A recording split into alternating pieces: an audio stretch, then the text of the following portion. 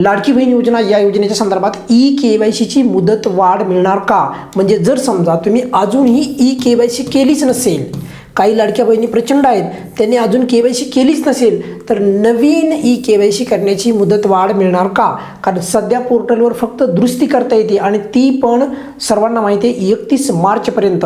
ज्यांनी अजून KYC दुरुस्ती केली नसेल तर त्यांनी नक्की करा. खास करून मी सांगतोय, ज्यांना नोव्हेंबरपासून किंवा डिसेंबरपासून हप्ता बंद झाला असेल, KYC करून पण सांगतोय मी, तर त्यांनी KYC दुरुस्ती करून पहा. जर तुम्ही KYC दुरुस्ती केलीच नसेल तर 31 मार्चपर्यंत तुम्हाला KYC दुरुस्ती करायची आहे.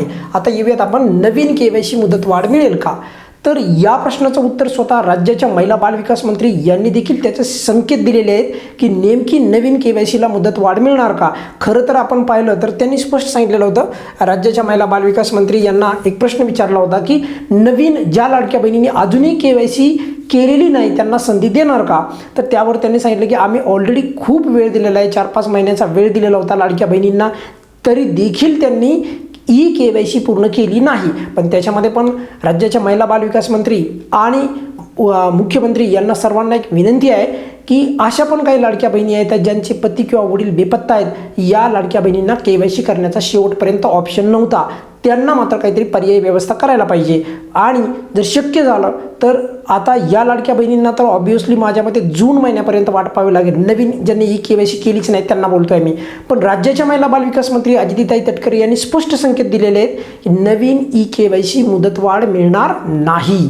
त्यामुळे बघा, ज्या लाडक्या बहिणींना असं वाटत असेल की आम्हाला KYC करण्याची परत वेबसाईट चालू होईल का, तर त्याचं उत्तर आहे नाही. पण याचा अर्थ असा नाही की तुम्ही कायमची अपात्र होणार, तुम्हाला परत त्याची संधी मिळणार आहे. तीच बाब तुम्हाला या व्हिडिओमध्ये सांगणार आहे. जर कोणत्याही कारणामुळे तुम्ही KYC केलीच नसेल तर सध्या KYC करता येते का? तर उत्तर आहे नाही. बरोबर, एवढं तर सर्वांना माहीत आहे. पण मार्च, एप्रिल, मे असे 3 महिने आपल्याला वाट पाहावी लागू शकते. कशानुसार सांगतोय मी? हे सांगतोय मी GR नुसार. कारण GR मध्ये सांगितलेलं की प्रत्येक वर्षी जून महिन्यामध्ये KYC केली जाणार आहे. म्हणजे मग तुम्हाला जूनपर्यंत वाट पाहावी लागणार आहे. पण आता इथे मी एक महत्त्वाचा मुद्दा सांगणार आहे, तोही तुम्ही समजून घ्या. बघा, म्हणजे जूनमध्ये प्रत्येक वर्षी, म्हणजे मग ते वर्ष कोणतं असो, 2000 समजा आता 26 चालू आहे, त्यानंतर 2027, त्यानंतर 2028 अशा प्रकारे. पण इथे एक समजून घेण्यासारखी गोष्ट ही आहे की 2026 आत्ता सध्या जर आपण पाहिलं तर जवळपास आता आपण मार्च महिन्यापर्यंत येऊन थांबलेलो आहोत. त्यामुळे या 2026च्याच जून महिन्यामध्ये KYC परत चालू होईल का, यावर मला शंका आहे. कारण एवढ्या मोठ्या संख्येमध्ये लाडक्या बहिणींची KYC परत मागच्या काही महिन्यापासूनच ती बंद झालेली आहे आणि आता सध्या दुरुस्तीची प्रक्रिया चालू आहे. त्यामुळे 2026च्या जूनमध्ये मला तरी नाही वाटत परत एकदा KYC सुरू होईल. कदाचित त्यासाठी त्या लाडक्या बहिणींना आणखी विलंब लागू शकतो. पण काळजी करू नका, नक्कीच आपल्या चॅनलच्या माध्यमातून आपण तो मुद्दा मांडणार आहोत. जूनच्या दरम्यान त्या लाडक्या बहिणींना, म्हणजे ज्यांनी KYC केलीच नाही त्यांना KYC करण्याचा पर्याय उपलब्ध करून देण्यासंदर्भात त्यांचा आवाज आपण नक्की सरकारापर्यंत पोहोचवणार आहोत. पण ही तर तुम्हाला बाब समजली, GR नुसार जूनमध्ये केले जाते. पण जूनची आता सध्याच 2026ची KYC अजून पूर्ण झालेली नाही आणि त्याच्यामध्ये परत 3 महिन्यांनीच लगेचच KYC चालू होईल याची मला शक्यता कमी वाटते. त्यामुळे मी तुम्हाला ते सांगतो आहे. आणि तुम्हाला माहिती आहे की आपले जे अंदाज असतात असं नाही की 100% येतात, पण जुळते मिळते असतात, हे तुम्हाला सर्वांना माहिती आहे. बघा, त्याच आधारावर येणाऱ्या जूनमध्ये परत संधी मिळण्याची शक्यता नाकारता येत नाही. कशाच्या आधारावर? GR मध्ये दिलं होतं की ज्यावेळेस KYC चालू झाली ना, त्यावेळेस GR मध्ये सांगितलं होतं की दरवर्षी आम्ही जून महिन्यामध्ये KYC करून घेणार. पण आता 3च महिने झाले KYC संपून. 3 महिने म्हणजे कोणते?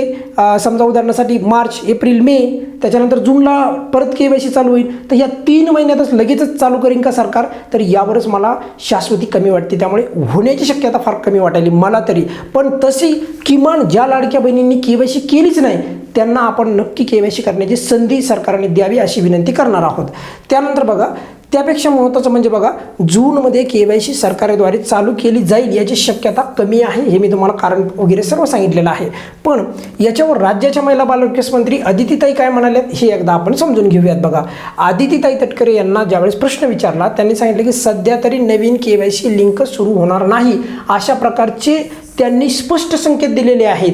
म्हणजे त्यांनी असं नाही सांगितलं की आम्ही नवीन KYC संधी ज्या लाडक्या बहिणींना अजून केली नाही त्यांना आम्ही संधी देणार आहोत, तर त्यांनी सांगितलं की ऑलरेडी आम्ही खूप वेळ दिलेला आहे, म्हणजे याचा अर्थ संधी मिळण्याची शक्यता फार कमी आहे. तर जूनमध्ये तरी किमान त्या लाडक्या बहिणींना संधी द्यावी अशी शासनाला विनंती आहे, ज्या लाडक्या बहिणीने KYC केली नाही. आणि खास करून ज्या लाडक्या बहिणी परित्यक्ता आहेत किंवा त्यांचे वडील किंवा पती बेपत्ता आहेत अशा लाडक्या बहिणींना KYC करण्याचा ऑप्शनही उपलब्ध नव्हता.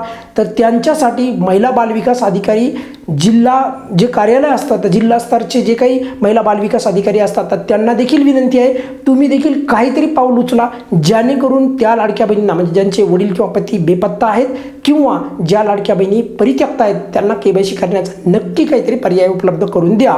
या व्हिडिओमध्ये आपण इथेच थांबूयात. बघा, नवीन KYC सुरू करण्याची प्रक्रिया जूनपर्यंत सुरू होण्याची शक्यता कोणतीही नाही, त्यामुळे जूनपर्यंत तरी किमान वाट पाहावी लागू शकते. ही बाब तेवढीच महत्त्वाची आहे. तीच बाब तुम्हाला या व्हिडिओच्या माध्यमातून सर्वांगीण सर्व मुद्दे तुम्हाला क्लिअर केलेले आहेत. या व्हिडिओमध्ये आपण इथेच थांबूयात. काही अडचण असेल तर नेहमीप्रमाणे व्हिडिओच्या खाली कमेंट्समध्ये विचारू शकता. धन्यवाद.